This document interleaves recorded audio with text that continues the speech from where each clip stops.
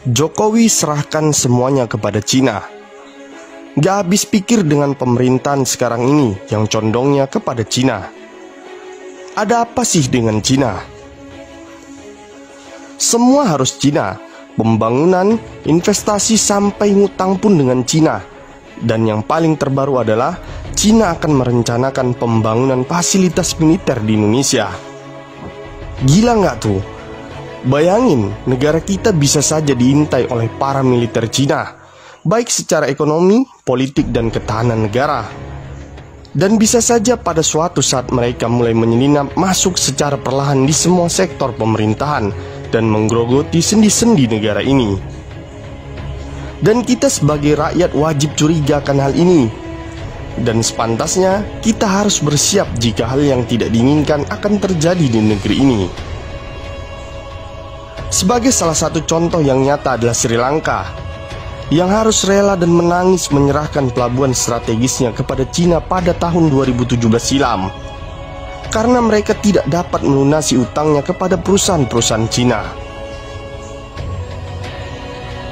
Kejadian itu adalah salah satu contoh bagaimana negara-negara yang berutang kepada Cina dapat memaksa negara yang berutang dengan mereka untuk menandatangani atau menyetujui wilayah nasional mereka diambil alih jika mereka tidak dapat membayar utang atau tidak dapat memenuhi kewajiban kepada negara tirai bambu tersebut. Hal tersebut dijuluki strategi diplomasi perangkap utang. Ngeri nggak? Bisa dibayangkan jika pemerintah terus menambah utangnya dengan Cina. Bisa saja hal yang terjadi pada Sri Lanka akan terjadi juga pada negeri kita ini. Para ekonom senior dan para pakar politik baik dalam negeri maupun luar negeri sudah mengingatkan akan bahayanya jebakan Cina dalam bentuk utang. Kekhawatiran besar Indonesia terjebak utang Cina sebenarnya sudah ramai diingatkan pada Jokowi sejak periode pertama hingga saat ini. Karena Indonesia saat ini juga berada di dalam tahapan jebakan tersebut. Sejak terpilihnya jadi presiden sejak 2014 lalu, faktanya Jokowi hanya terfokus pada pembangunan infrastruktur. Dengan misinya ini Jokowi tak segan-segan menggandeng Cina sebagai investornya. Dan dari sinilah awal mula Cina menjadi penguasa utang di Indonesia. Dan dari sini jugalah Cina mulai memasang perangkap-perangkap di negeri ini.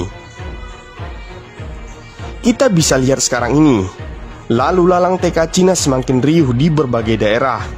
Di saat rakyat di PHK dan disuruh di rumah aja, TK Cina dengan entengnya mereka keluar masuk dan mendapatkan pekerjaan dengan berpenghasilan yang besar di negeri ini. Ini membuktikan bahwa Cina hari ini mulai menguasai sektor pekerjaan di negeri ini. Tak sedikit para tokoh bangsa menyatakan menolak dengan tegas TK Cina bekerja di negeri ini. Dan bahkan mereka menyebutkan bahwa Jokowi antek Cina. Tetapi apa yang disuarakan oleh rakyat tidak pernah didengarkan oleh para penguasa di negeri ini. Bahkan mereka yang menyuarakan secara lantang ditangkap dan dianggap provokator. Padahal sejatinya mereka-merekalah yang berjuang menyuarakan kebenaran itu, menginginkan tegaknya keadilan di negeri ini. Kenapa DPR dan MPR Republik Indonesia diam? Menurut para pakar politik, diamnya para lembaga negara seperti DPR dan MPR Republik Indonesia karena mereka satu badan yang tak terpisahkan. Maka tak akan ada yang berani menentang hal tersebut, terkecuali parpol-parpol oposisi yang memang selalu menentang kebijakan-kebijakan yang ngawur dari rezim ini. Selain angka investasi dan utang yang terus meroket, Peraturan Presiden Nomor 20 Tahun 2018 tentang penggunaan tenaga kerja asing yang langsung ditandatangani oleh Presiden Joko Widodo atau Jokowi Maret lalu juga menimbulkan kontroversi di tengah publik.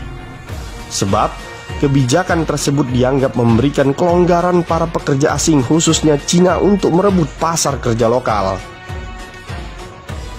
Dan tak terkecuali dengan perusahaan BPJS Kesehatan yang hari ini kita bisa lihat sedang diambang kemelaratan dan kehancuran. Dan dengan gampangnya, pemerintahan Jokowi mulai melirik kembali negara tirai bambu untuk mengatasinya. Kesimpulannya adalah, apa yang menjadi masalah di negeri ini solusinya hanya Cina.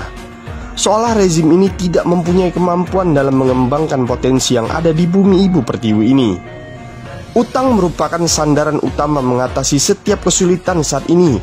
Dan jika sandaran itu tumbang atau dicabut oleh pemiliknya, maka tunggulah kehancuran negeri ini. Terima kasih sudah menonton video ini. Semoga informasi yang kita suguhkan bermanfaat untuk kita semua. Dan jangan lupa untuk di like, share, dan subscribe ya. Terima kasih.